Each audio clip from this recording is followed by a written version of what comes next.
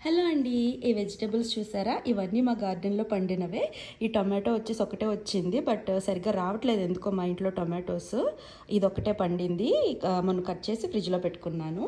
And ఈ red ఓక్రాస్ కూడా అంతే. ఒకరోజు ఒకటి వస్తే కట్ చేసి ఫ్రిడ్జ్‌లో సేవ్ చేసుకున్నాను.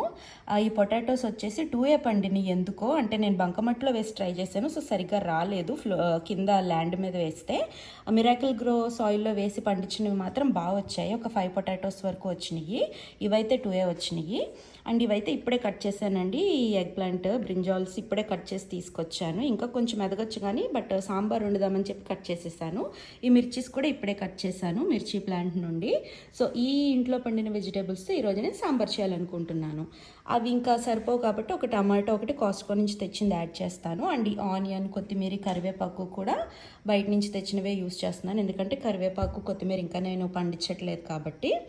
ఈ మిర్చి బయట నుంచి కొన్నది. సో ఈరోజు అయితే నేను ఇది యూస్ చేయను. నాకు ఇవి సరిపోతాయి మా ఇంట్లో స్పైసెస్కి.